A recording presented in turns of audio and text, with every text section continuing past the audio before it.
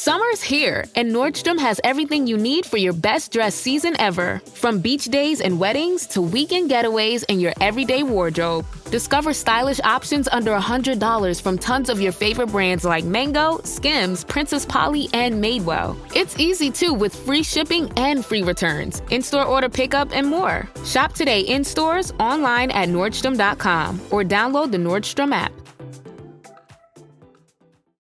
With a Venmo debit card, you can Venmo more than just your friends. You can use your balance in so many ways. You can Venmo everything. Need gas? You can Venmo this. How about snacks? You can Venmo that. Your favorite band's merch? You can Venmo this. Or their next show? You can Venmo that. Visit Venmo.me/debit to learn more. You can Venmo this, or you can Venmo that. You can Venmo this, or you can Venmo that.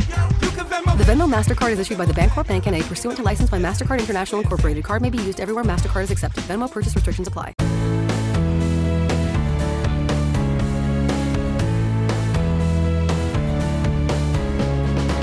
I'm Dr. Wendy Hunter, and I'm the pediatrician next door. I'm that doctor friend you call for practical advice about your kid's health. I mix the science of medicine with the reality of parenting. One of the more challenging things I encounter in clinic is when a child comes in with a stomach ache or a headache, but I can't really find anything wrong with them. There's no fever, there's no signs of infection, and I often go down a whole rabbit hole ordering imaging tests and blood tests, and I don't find anything out of order. So I find myself asking, what am I missing? And often, as things unfold, sometimes I discover that a child's pain is from anxiety. It's one of the trickiest parts of my job because anxiety doesn't look like worry or fear in every kid. Sometimes it shows up in the body first.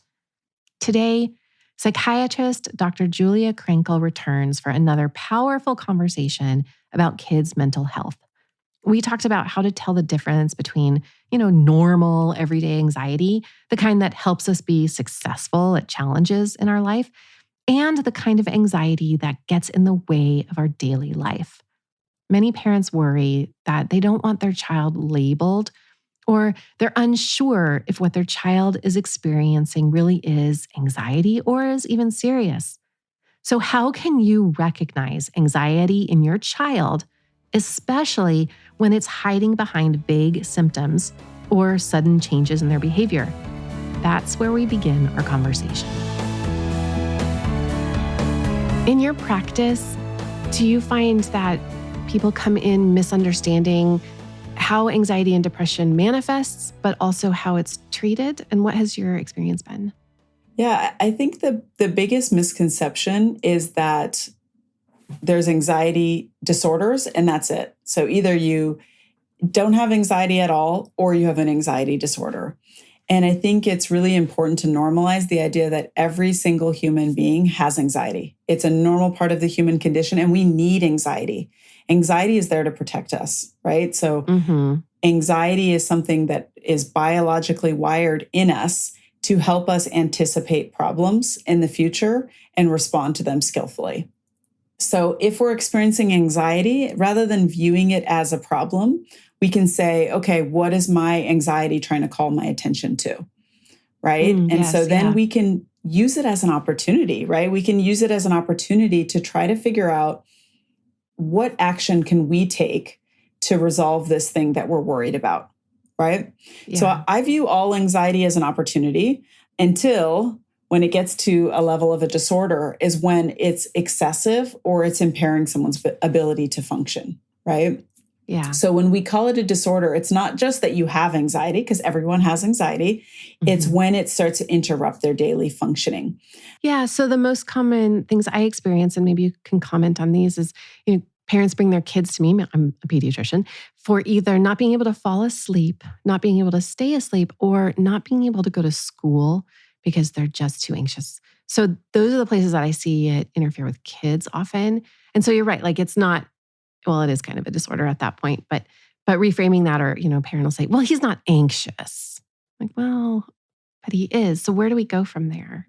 Yeah, I mean, I think stigma is fading, but it's still there. A lot of times it's hard for us to admit that some of our difficulties maybe are coming from a mental health place, right?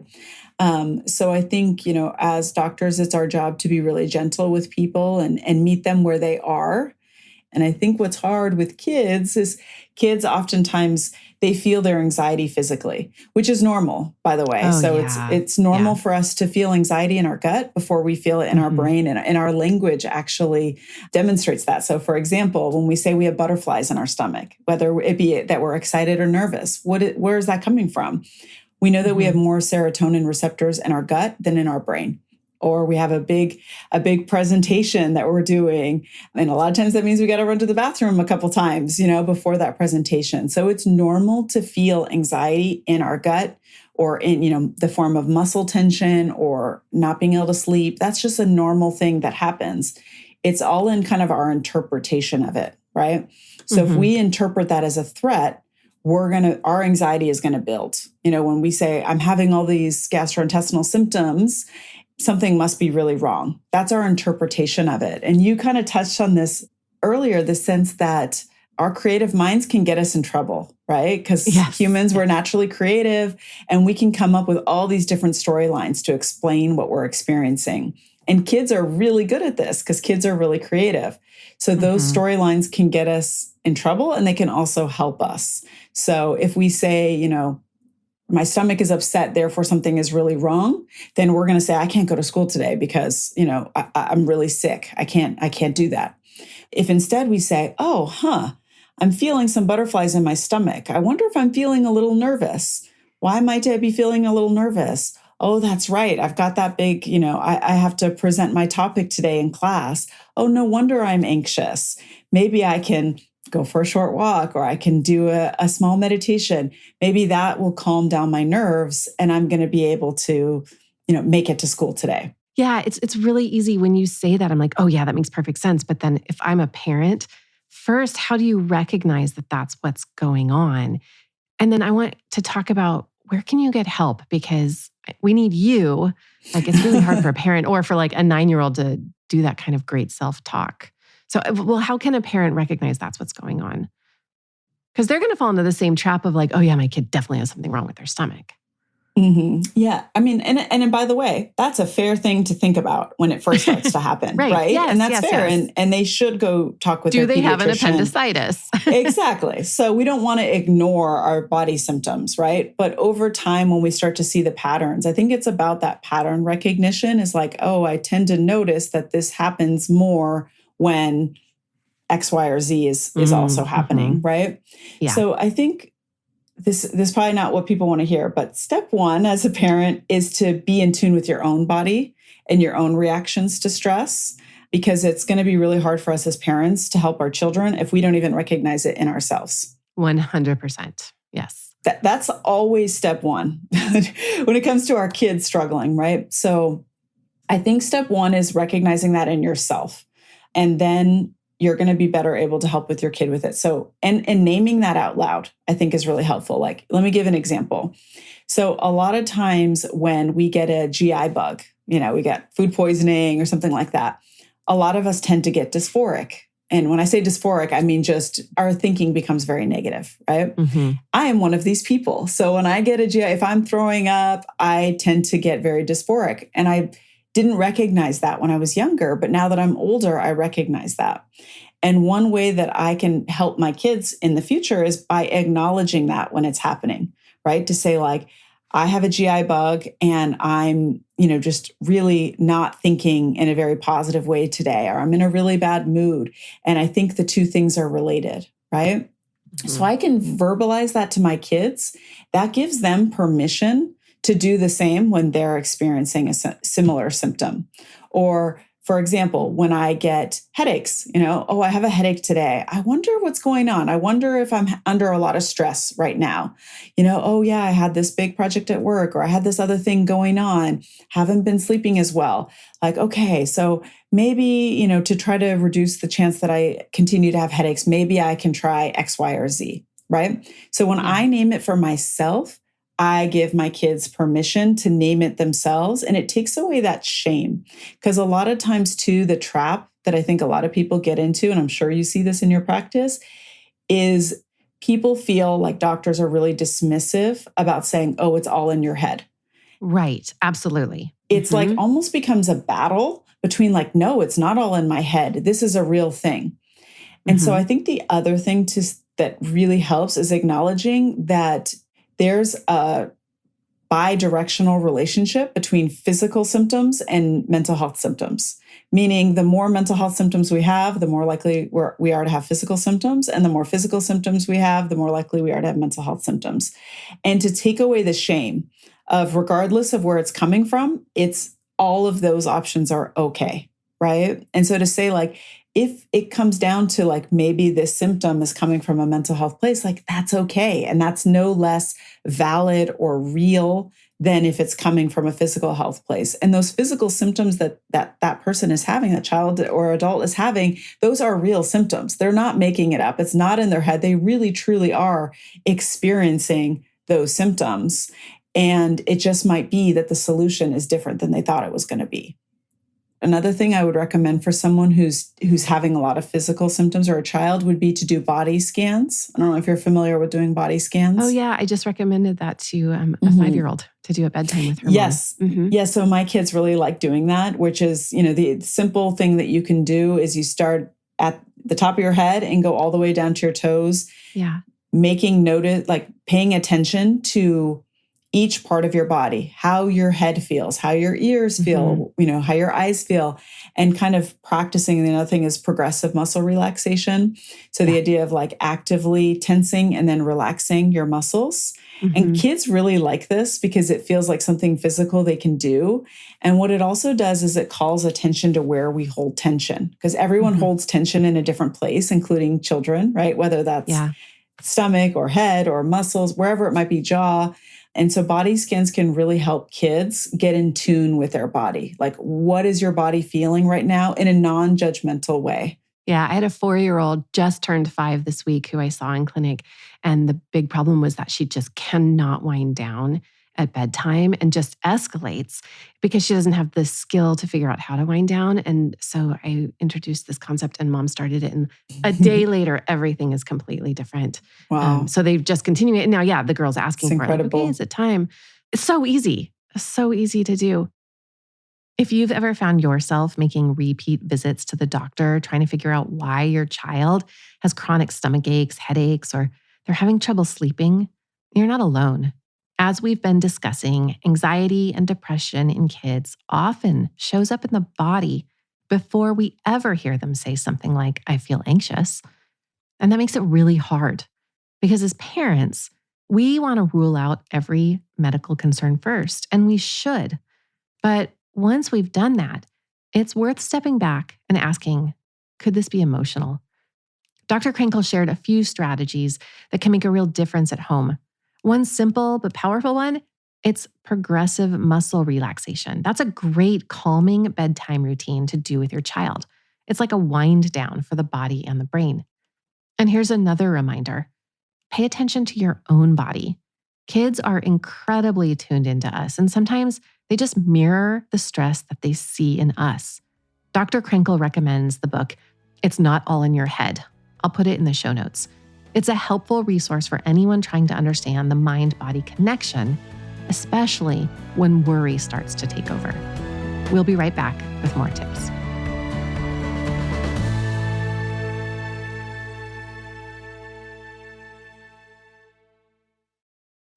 My day kicks off with a refreshing Celsius energy drink, then straight to the gym. Pre-K pickup, back home to meal prep. Time for my fire station shift. One more Celsius, gotta keep the lights on. When the 3-alarm hits, I'm ready. Celsius. Live, fit, go. Grab a cold, refreshing Celsius at your local retailer or locate now at Celsius.com. This episode is brought to you by State Farm. Knowing you could be saving money for the things you really want is a great feeling. Talk to a State Farm agent today to learn how you can choose to bundle and save with the Personal Price Plan. Like a good neighbor, State Farm is there. Prices are based on rating plans that vary by state. Coverage options are selected by the customer. Availability, amount of discounts and savings, and eligibility vary by state. This episode is brought to you by Amazon Prime. From streaming to shopping, Prime helps you get more out of your passions. So whether you're a fan of true crime or prefer a nail-biting novel from time to time, with services like Prime Video, Amazon Music, and fast free delivery, Prime makes it easy to get more out of whatever you're into or getting into. Visit Amazon.com/Prime to learn more.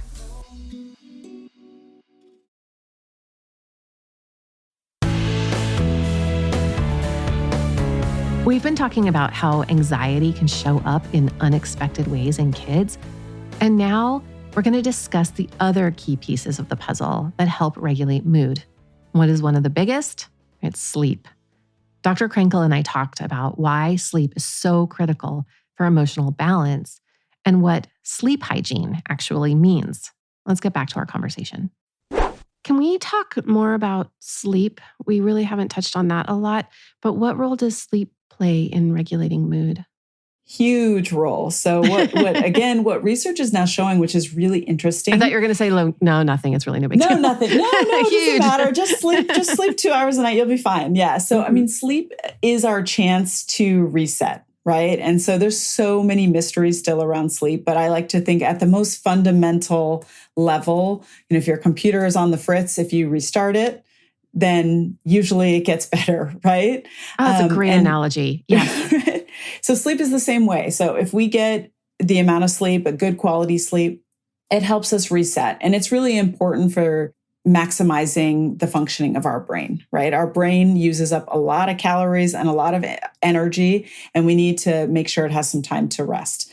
So sleep is super important. And it's kind of interesting because a lot of research is now coming out about different medications and what is how do different medications work? And we're finding a lot of medications that we've been using for a really long time that one of the reasons why they work is by improving sleep. Which medications are you talking about? Like anxiety, depression medications or sleep medications? So one medication that we prescribe sometimes is called mirtazapine. It's a medication that helps with depression, anxiety, and sleep. And what we find is, most antidepressants take a while to kick in because they're trying to kind of maximize the amount of serotonin that our brains see. But that takes a while because our brains are smart and they're like, wait, hold on, what's going on? And it takes our brains a little while to reset. But mirtazapine tends to kick in faster.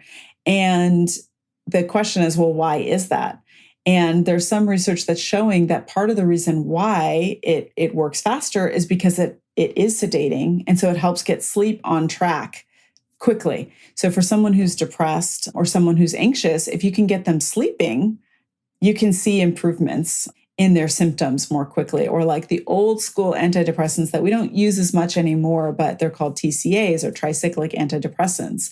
They tend to be sedating too. And so the question is, well, why are they helpful? One of the reasons why is because they help get sleep back on track, right? Yeah, that's fascinating. Right. So we can use medications to help us sleep, but there are so many non-medication approaches that we can use to help us sleep too. And so it's hard when you're in that cycle of not sleeping, because then we tend to have what we call anxious ruminations about not sleeping. So you're not only anxious that you're not sleeping in the moment, but you're anxious during the day that you're not going to sleep tonight, or you're anxious when you lay down, like, oh, is it going to be another hard night tonight? Am I going to have trouble falling asleep tonight? Mm-hmm. So those anxious ruminations tend to get us in trouble. That's where mindfulness comes in, right? Bring us back to the present moment. That's where those body scans, gratitude, progressive muscle relaxation, all those things can help us stay focused on the present moment so that we're not getting into that downward spiral of anxious ruminations. Kind of the most evidence-based strategy for improving sleep for people who have insomnia is called cognitive behavioral therapy for insomnia. And it's based on a type of therapy that is probably the most popular for anxiety, cognitive behavioral therapy or CBT. But then it is adapted it specifically for insomnia. Oh my God, I wish I had known about this. Sorry to interrupt. I have a couple of patients. This would have been so helpful. Yeah, it is. The Calm app doesn't necessarily have a CBT for insomnia program, but they have a series called the 7 Days of Sleep, which I recommend. It's about 10 to 15 minutes each day. And it's kind of giving you some cognitive behavioral therapy for insomnia and sleep hygiene tips. So what is sleep hygiene? Because that's a very important part of getting good sleep. Yeah, what is sleep hygiene? So we talk about it all the time in medicine. Yeah. So just like we have hygiene for our teeth, we need to brush and floss our teeth. It's important for us to have hygiene for our sleep. So our ancestors naturally had this. So oftentimes when I think about sleep hygiene, I just think about kind of putting ourselves into habits that our ancestors didn't need to think about. So our ancestors didn't have electric light or electricity. Naturally, as the day went on and the sun set, it started to get darker and darker and darker, right? That releases melatonin in our brain naturally. So a lot of people take melatonin over the counter, right? But melatonin is naturally released in our brain as it gets dark outside. So when we're indoors and we have all of these lights on in our house, or if we're using screens which emit blue light, we are blocking our brain's ability to release melatonin. So one of the things that we want to do with sleep hygiene is be in a progressively darker environment in the evenings. So I like to turn down the lights in our house so that it's kind of dim lighting or candlelight lighting, as you get close to bedtime. And by the way, I don't mean actually have candlelights. I just mean it's that dim light that you have. And that really is going to help our brains do its job, right? Our brain's job is to release melatonin, which helps our brains go to sleep. That's a big part of it. Another thing is kind of having a wind down routine. So we don't want to be at practice till 8:30 at night and bedtime is 8:45. Our brains need time to go from intense activity to bedtime. So not doing our homework till 2 minutes before bedtime, or not watching a really engaging show right before bedtime. Really, we don't want to exercise right before bedtime, if possible, although I'll take any exercise I can get. So this idea of kind of having like a cool down period, maybe of about 30 minutes leading up to bedtime. And then having access to like exposure to sunlight the same way we want to have less and less lights leading up to bedtime. We want to have sunshine in the morning because it helps regulate our circadian rhythm, which is our internal clock that tells us to sleep, right? And then probably another really, really important thing, which is really hard to do, is to have our bedrooms be reserved for sleep for our kids. So ideally, our kids wouldn't have screens in their bedrooms, and they wouldn't do their homework in their bedrooms because it's too stimulating. So that's hard because as parents, we need to set the example. So if we want our kids not to do those things, that means we got to not do those things in our bedrooms as well. And that way our brain associates our bed with sleep, and it associates our bedroom with sleep. If that's not possible because of the configuration of someone's house, then even just having a desk that a child will work at versus a lot of kids, tend to do their homework in bed or do things in bed. And it's like, you got to get out of your bed because otherwise your brain starts to associate it with being awake. So those are just a few sleep hygiene techniques. I have a whole list in the book, and they're readily accessible online too. If you Google sleep hygiene, you're going to find a ton of really great resources. But the idea of like us giving our brains the best chance to fall asleep at night is really important. We talk a lot about gratitude journaling, and I find families and myself, like, that's just not going to happen. But I think there's a family maybe that told me they have a jar and they write a slip of, I don't know, something like that. Do you have any tips on how to incorporate that into the family? Yeah, a lot of families like to have a jar where, like, again, maybe at dinner time. And just for us, we eat family dinner every night. So it's like the time that we all come together. So it's a good opportunity. But you could even have a gratitude jar somewhere prominent in your house. And you have like little slips of paper, and then you just write something you're grateful for. You put it into the jar. When the jar gets filled, then you can, go around in a group and read out those things that you're grateful for. So it's like acknowledging the gratitude in the moment and then having an opportunity to come back, especially on a hard day. If you're having a really tough day and everything's not going your way, or you have a difficult loss or a difficult failure, bringing back those, look at how in the past month, look at how many things I've been grateful for. That can be really powerful for kids and adults. Gratitude. It's one more powerful tool for supporting kids' mental health. It doesn't have to be complicated. Encourage your child to say thank you, not just for gifts, but for things like, thanks for coming to my game. Thanks for helping me with my project. Even better, have them write thank you notes. We don't do that anymore. It's a simple way to remind them and us that we're not alone. There are people in our corner. There are people who want to give us things. There are people who think about us, and we're grateful. And speaking of gratitude, thank you. I'm so grateful for you to listen to this, for caring about your kids' emotional well-being, and for being part of this community. For more from the Pediatrician Next Door, find me on the web at pediatriciannextdoorpodcast.com. If you've got a question about the weird things kids do, send an email to hello@pediatriciannextdoorpodcast.com for a chance to hear your voice on the show. I'm Dr. Wendy Hunter, and I'm the Pediatrician Next Door. This show is produced by Red Rock Music. Make sure to subscribe and leave a review wherever it is you're listening. I'll be back next time with more.